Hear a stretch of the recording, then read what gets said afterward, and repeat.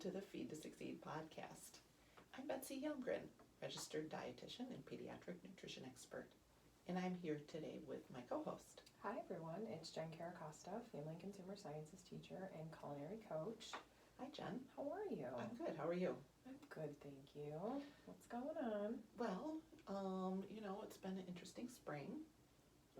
2020, there's so many things you could say about 2020. Yeah. I'm actually just happy to be moving into summer and we can put spring behind us. Yeah, absolutely. Yeah. And is today the first of summer? Sometime this weekend. Sometime soon, yeah. Okay. Yeah. But yes, I agree.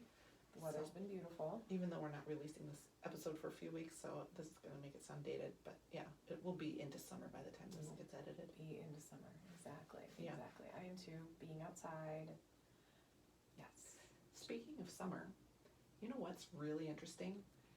I have no source to tell you about this, so it's probably a bad story. Maybe I'm making it up. Okay. But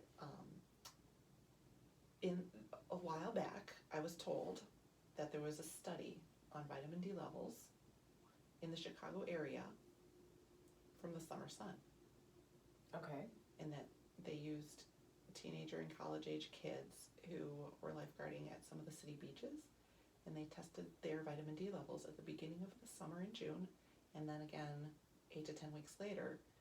And these are kids who weren't taking supplements, and they wanted to see basically in this area, this latitude, what happened over a 10-week period of time just from sun, vitamin D levels in the blood. Okay. And what they found was that the kids, most of them started out deficient, and by August they had barely gotten to the line of not being deficient, and then fall came.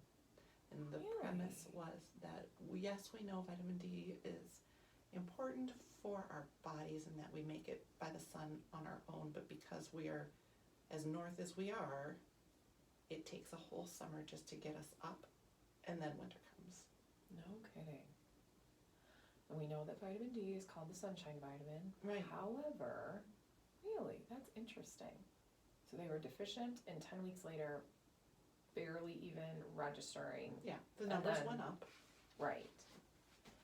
And these are kids that were outside probably at the minimum 5 days a week.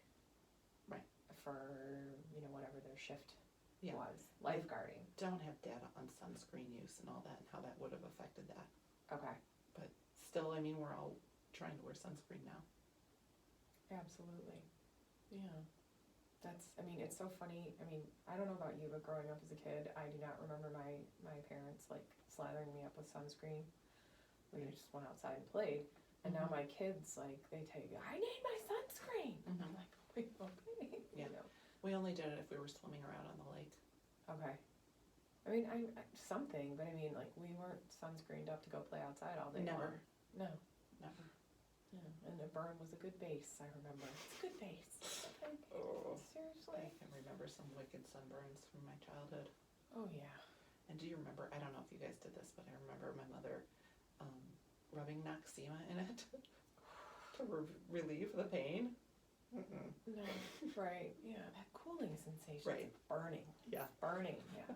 We laid out on tinfoil, out on our deck with baby oil. I'm Irish. I have Irish skin. Tinfoil, wow. On tinfoil, just get that flow. Little Italian Mediterranean in me. Not enough to warrant that. I was not copper tone tan. No. Just kind of pink, freckles. I know when I was real little, I separate times in my life by where I lived. So I had to be under 8 because we were living in the Milwaukee house. And our backyards would, you'd share a backyard with the house behind you. Mm-hmm. So there was a house right behind us, and they had kids that I played with. But their next door neighbors were this young couple who didn't have any kids. And I remember this. I was real impressionable, I guess. But I remember the wife laying out in January and February in Milwaukee on a lawn chair with a metallic reflector, trying to get tan in her bikini. January and February? In Milwaukee. In Milwaukee? Yeah. For those of you that are not aware, I would go ahead and guess that the average temperature in January and February in Milwaukee, mid to low 30s? Yes, for sure. If not lower. I'm sure she wasn't doing it when we had like polar vortexes coming through and things like that. Yeah. She was probably waiting for a decent day. I have no recollection In a of the bikini? temperature, but she was in a bikini. Okay. I wonder if my parents, who will eventually listen to this, know that I saw her doing that at that age and noticed that. To each his own. Yeah. Okay. We don't recommend that at all, but let's talk a little bit about vitamin D and COVID. Yeah. So I've seen in the news a little bit that there's been some studies going on, and I understand there's so many studies right now with COVID, and things are getting kind of fast-tracked because obviously the world wants to get a handle on this. Right. That people that had higher levels in vitamin D were showing lower rates of extreme symptoms. Right. And so we've done a little bit of research on this, and wanted to talk a little bit about vitamin D Yeah. and COVID and just what vitamin D does in your body Exactly. generally. So. Yeah. So interestingly too, because we've known for a long time the role of vitamin D with bone health. Right. Vitamin D is a vitamin that your body can make on its own from sunlight in the skin, and it's essential for helping your intestines absorb enough calcium to have strong bones. Okay. Deficiency can lead to rickets, long-term osteopenia, osteoporosis, bone diseases. Right. Right. I know our bodies can make it naturally. Mm-hmm. We live in the Midwest. Yeah. We just talked about a study of, teenagers essentially being outside for most of the summer. Mm-hmm. And so I'm going to guess that probably around here you're going to see more of a deficiency than anything. So what are some ways that you can get vitamin D? Well, yeah, and that's a good question because, right, we don't get enough sunshine to make it around here in large amounts, and we wear sunscreen.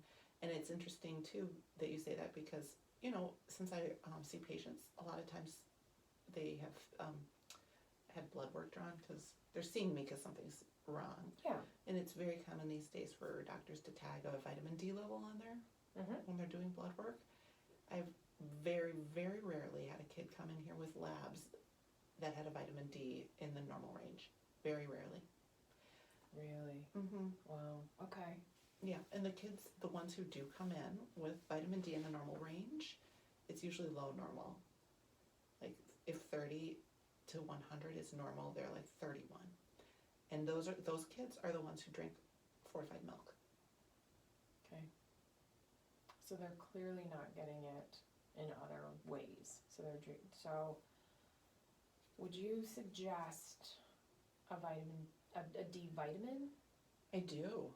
Okay. Yeah, because food-wise, I mean, there's not a lot of food sources that are naturally high in vitamin D. So naturally produced, not fortified. Right, So naturally. it's naturally found. So we were talking about salmon. Yes. 3 ounces. Yes, 570 units. Okay. And then trout. Yeah. Are you a trout fan? No. Are you? Have you ever had smoked trout deviled eggs? No. Okay, so deviled eggs, a little smoked trout on top, delicious. Trout on a plate, no thank you. Mm-hmm. So that's how I feel about that. My impression of it, and correct me if I'm wrong, is that it's bony. Mm-hmm. It tastes like the lake. That's what I feel like. So no thank you. I don't like flaky fish. No, me neither. Yeah, bony. Okay. What else are we thinking of naturally? Foods. Well, vitamin D is a fat-soluble vitamin, and it occurs in fat. So these are fatty fish. Right. But some other sources of fat that would naturally have it would be like sunflower seeds, butter, mayonnaise, egg yolks, which is why the mayonnaise has it. Right. And that's kind of it. Okay. And even at that, it's not like super high levels. No, I mean, you'd have to eat high quantities of eggs, which is a whole nother story. Do you really want to be doing that? Mm-hmm. Because there's other things. Yeah. I mean, eggs are good. Yeah, eggs are good. Perfect protein. Yeah, but some of that mean, research has been debunked recently that eggs are bad, but it has. I agree. But I mean, are you really wanting to eat 10 eggs a day. exactly? Did I ever tell you about the kid who came in here who was a vegetarian and he was also an athlete, and he wanted to build some muscle. So we were talking about how much protein he needed in a day, and the next time he came back, he was eating 9 eggs a day. Oh my gosh. I'd be just so sick of eggs. Sick of eggs. You can only make them so many ways Right. until you get sick of them. My kids love eggs. One of mine does, and one of them hates them. Okay, yeah. Yesterday was an egg request. They give me their breakfast orders before they go to bed at night. Running a short over the kitchen. Yeah. But I digress. Yes. So clearly we're not talking about a ton of foods that naturally you're finding vitamin D. You've got milk that's fortified with vitamin D, but you're still looking at, then if you're looking at blood work, you're going to probably find kids either deficient or on the low range. Right. So then let's talk a little bit about supplements. Yeah. And what we should be taking or giving our kids. And then also, we talked a little bit about vitamin D, people having a high level or being in the normal range, finding lower symptoms of COVID.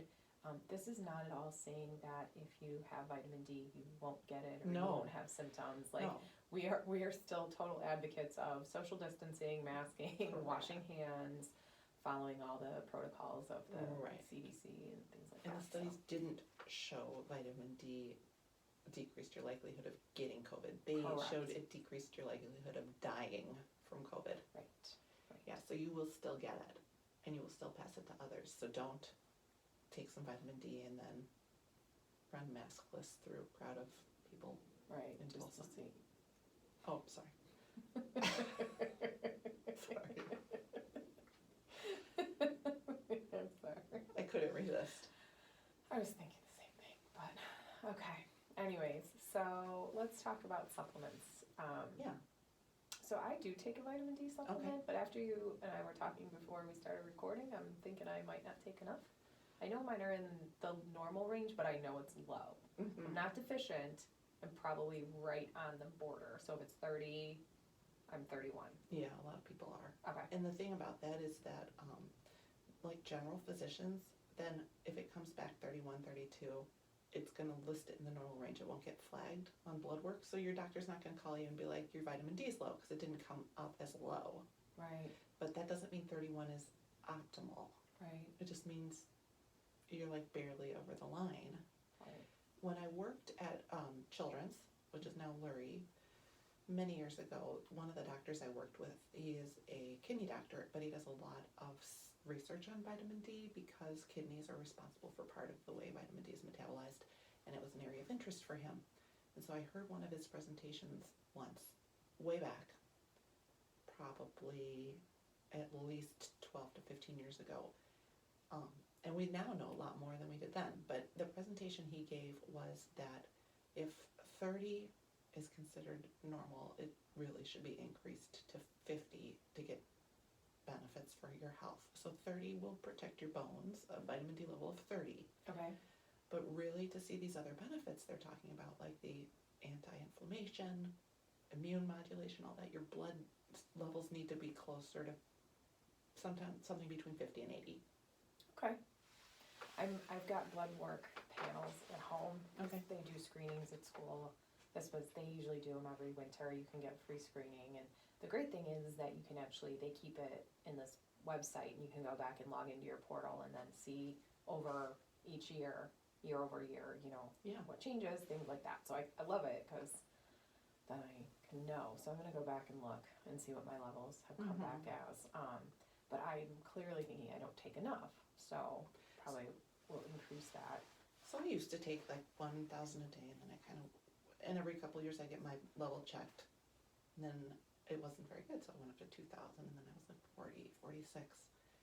And I kind of kept inching it up. And where I most recently landed now for the past 4 years is 5,000 a day. Okay. Now, it's interesting because the DRI is 400. Can you say what DRI is? That's the recommended intake for the day, 400. And I'm telling you, I'm taking 5,000 more than 10 times that amount and getting my numbers checked. And I'm like 60, which is where I want to be. But 10 times. 10 times. The amount recommended is the minimum. So, yeah. What do you think about that?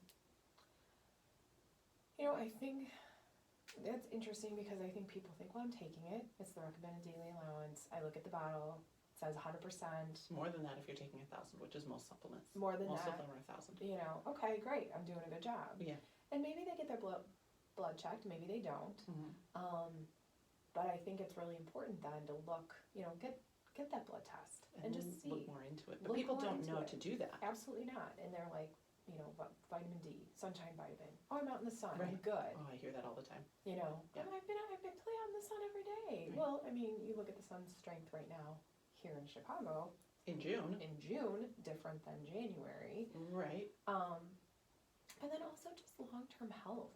You know, I mean, when you think about it, especially for women, bone health, and then in kids, bone development and growth and strength, and you want to keep on that path to wellness, and get it built up. And how quickly, you know, you're taking this every day, right? So how quickly can it deplete? That's a good question, and you just triggered 2 or 3 other thoughts in my head too, so I may get distracted. Okay. Because I think in a scattered way, as we established in another episode. And I already forgot what I was going to say.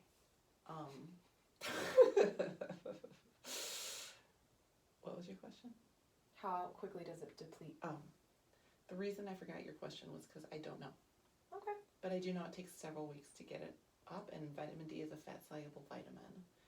So it's not, so I know what I was going to say. So your comment, like, we take this every day, is very interesting. So vitamin D, being a fat-soluble vitamin, when your levels are good, you're storing some of it in fat and liver and places like that. You actually don't have to take vitamin D every day. Okay. So when I get kids who are really deficient and they're put on repletion, they usually do 4 to 6 weeks of like 50,000 units or 100,000 units a week. A week. Okay. How do you take yours a day? I take it daily just because it's in my pill box, and I take something every day and it reminds me. Okay. But you don't have to. Okay. So I've had kids who are like, well, I can never remember. I say, how often do you take it? Once or twice a week. I said, then take 2 when you take it. All right, sure. Right. Okay. And it is that fat, so you need the fat to metabolize, Yeah. and it stores in the liver and the kidneys, you said? And the kidney, No, the the kidneys are part of the metabolism. Yeah. Okay. Yeah, but interestingly too, like with milk recommendations changing back and forth over the year, and I know that's another topic, but used to we were in this whole fad of skim milk for so many years. I just really kind of shifted from that because it's one of our very few food sources of vitamin D, and you need the fat to absorb. Yep. I serve my kids vitamin D milk. Do you? I've never gone to skim or 2%. Yeah. I had a hard time coming back from the whole skim thing because, you know, I was a child of the 80s and 90s. And Totally. That's all we had in the house. Yeah, and as a dietitian, I was thinking about that. So, but I did for a long time do 1%, and now I've kind of landed on 2%. Okay. I can't quite get myself to do whole milk. Okay. I'm sure probably at some point we'll go to 2%, but right now, whole Your milk. kids are little. I They're did little. whole milk when my kids were little, for Yeah. them, but not for me. Yeah, no. I mean, Sure tastes good. it does, and oh my gosh. You have some skim milk, and then you have a taste of whole milk, and you're like, this is amazing. What have I been missing? This is great. You know, but yeah, and my kids have their 2 cups of milk a day, and probably more in the morning. I hope so, because the recommendation for their age is 3. 3. Probably 3. But Probably 2 in the maybe morning. they're eating yogurt and cheese to make up that third serving. Oh gosh, yeah. Okay. Oh yeah. Right. Yeah. You should hear their orders for food. Why don't you tell us what they ordered for last night when they went to bed for today? So let's see. Golden grams in a cereal in a bowl with milk, which is my 5-year-old. And then that was like the early morning breakfast, and then a cup of milk. So that's usually like right when they wake up, they want like some cereal, and then we have our mid-morning breakfast. I swear to God, all I do is serve meals all Yeah, day sounds long, like it. especially in the COVID-19 bed and breakfast that I've been running. And then let's see, an egg McMuffin, which was not from the Golden Arches. It was my homemade one. Okay. So an English muffin with fried egg, with some Colby cheese and circle bacon, as they call it, which is Canadian bacon. One had that, and then the other one had a cheese stick. No, circle cheese, not a cheese stick, circle cheese. a slice of cheese that is circular, Okay. called circle cheese, and then a fried egg and some sliced apple and peanut butter.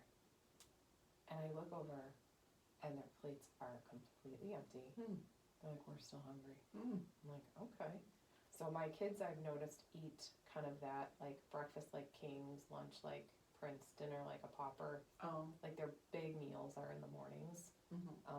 So yeah, I'm always making sure I'm kind of front-loading as much as possible, Interesting. just because they just chow down. Yeah. So, Kids do have different patterns. Mine are the opposite. so they don't, oh yeah, we've talked about this. They don't really eat much in the morning, but at night they're like, Nate eats probably 2,000 calories between 5 p.m. and bedtime every day. okay. But he's got ADHD and he forgets to eat breakfast and lunch unless I'm there. And even if I am there, he's trying to eat as little as possible to get away and get back to his computer games. Gotcha. Okay. We've gotten into a little bit of a habit of the iPad with breakfast. Mm. Stop. It's tough. Part of it was because I had to get on the computer to get to work right away. Mhm. So I was like, here you go. Yeah. We're trying to get away from that. But the solution is that I have to sit down and have breakfast with them. Mm-hmm. So if I'm there, then that all electronics are away. So I have to stop what I'm doing, especially now in the summer. Yeah. So we're sitting down to eat together. Good. So, yeah. I have a question for you. Yeah. Do the girls take vitamin D? They did when they were babies, Yeah. but they don't now. Okay. And now I'm like, should they? Probably. Mm-hmm. I mean, yeah. They probably should. They should. So what would you recommend for their age, 5 and 7, in terms of what they should take? So the DRI, I said, is 400, but it's been for a while under review, and it's probably getting increased to 800. Okay. That's still not enough, but I think that's good.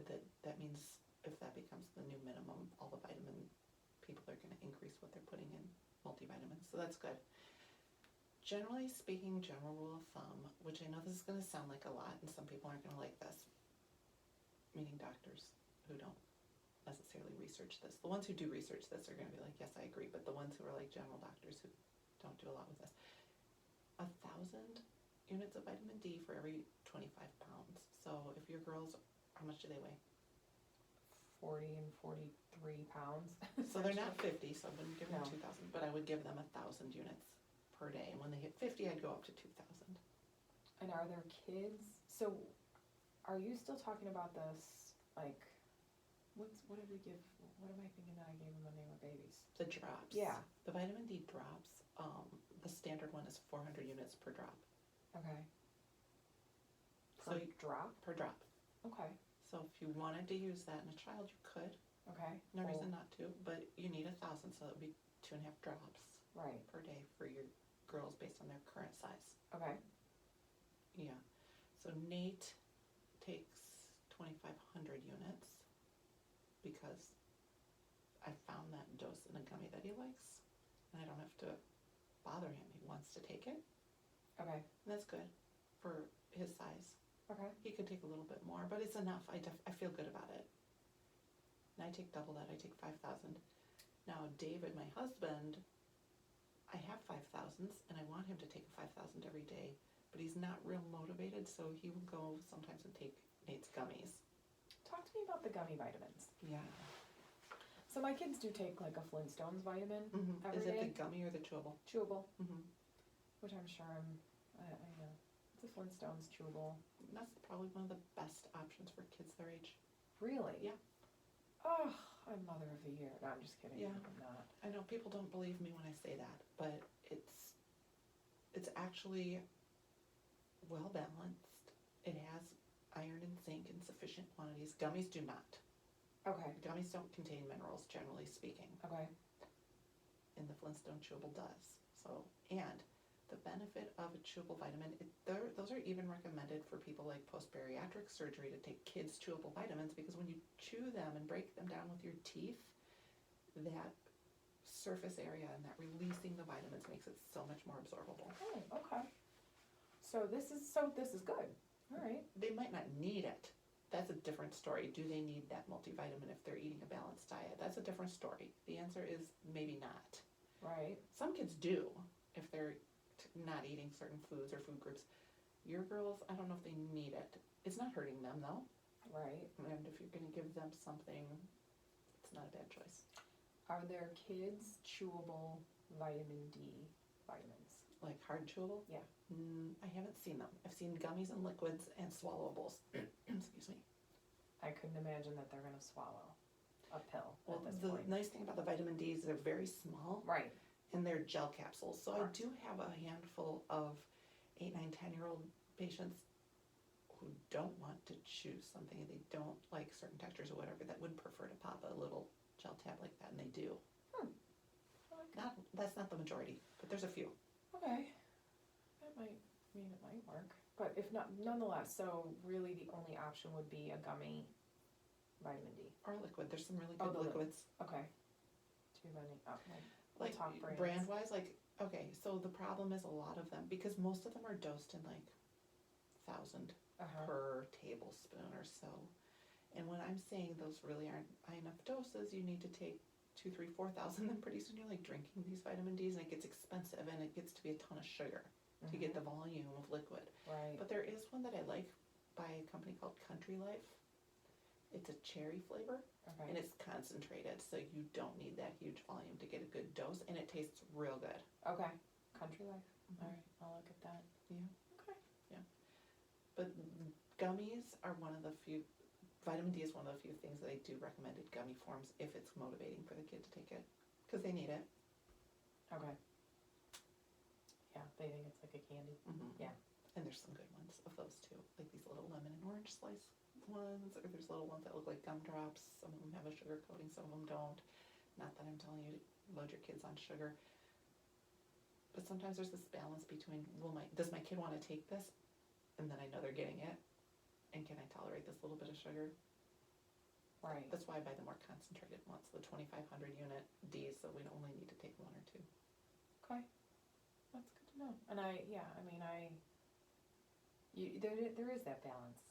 You know, you're not giving them tablespoon after tablespoon of sugar. Unless you give them that like liquid where you have to take 8 ounces of it to get a good dose. Oh my gosh. I'm exaggerating, but yeah. No, but I mean, if you're doing, a quarter cup of it or something, it's a lot. It is. And I don't know that my kids will even drink it down. No. Yeah. It's syrupy and thick. Okay, probably not. Right. It would be good for 2 days, and then they're like, nope, thank you. Right. Yeah, but if I put a chewable on their plate, they would think that I was giving them candy for breakfast. And Right. And then you have to hide them so they don't Best think they're thing candy and ever. take more. Right. Because vitamin D is fat soluble. So there are upper limits with it. Sure. It's hard to reach them. There's not been established like clinical studies of vitamin D toxicity, but it can happen. And we're talking like 50 to 100,000 units per day. And Right. before I said sometimes they do that per week, but per day, long term, over a long period of time, could lead to toxicity. Sure. That's a lot. It's a whole lot. Yeah. I'm not going to hit 50,000 a day on my 5,000 a day dose. No. Okay. So when all this stuff with COVID did come out, Mm-hmm. my parents were in their 70s. My dad's taken vitamin D for years because I told him to years ago, but my mom wasn't. Mm-hmm. And so I did call her when I first started seeing these studies. And we know about vitamin D and inflammation already. It reduces inflammation and the cytokine response associated with COVID. They believe that modulates it with vitamin D. So I did call my mom early in March when the first few studies came out. I said, Mom, go see how much Dad's vitamin D doses are. And I think they were 2000s. I said, you need to start taking at least 1 per day right now. Yeah. And she did, which is good. Good. It doesn't hurt. Nope. That's the thing. It's like you said, you would have to get to so many units in a day over a prolonged period of time to Right. get to a level of toxicity. So we're not even talking, it doesn't hurt. It doesn't hurt. Yeah. And it probably helps. Right. And like we said, we know that they're fast tracking these studies just to be able to try to figure out how to slow this progress of COVID, but it doesn't hurt. Right. So, But again, so it's not gonna prevent anybody from getting COVID. No. But my parents are in their 70s. Right. And if it reduces severity and they do end up getting it, because most of us will eventually be exposed, Yeah. then if it keeps them from having it severe and it helps them survive, then it's worth a pill a day. 100%. Yeah. Absolutely. And if you can't take a pill, chew Chew a a gummy. Yeah. Yeah, you can do it. Yeah. Protect your health. Protect your kids' health. It's funny how many people come in here and I tell them their kid needs vitamin D, and then I have to say, and so do you. Oh, sure. Oh, I think most people do. Yeah. Yeah. But people don't, you don't know. Right. You know, I don't think that, people think carbs, proteins, fats, and that's what they might base something on, Mm-hmm. and not think about vitamins and minerals and actually what those functions are in your body. And I think it's hard to stay motivated with vitamins when you don't physically feel anything. And you're like, meh, Right. what's the big deal if I miss it? I can't feel any difference from taking vitamin D. Right. It's not like your medicine, you forgot to take your blood pressure medicine and you have a headache and your blood pressure's through the roof. You just don't know with the vitamins, so Right. it's easy to forget. But know that it's long-term health. Yeah, So, it's one of those things that just needs to sit by your toothbrush and you just need to do it every day. yeah, Because it's good for your body. it's good for your body. And also, when you think about reduced inflammation, Mm-hmm. that actually will make you feel better.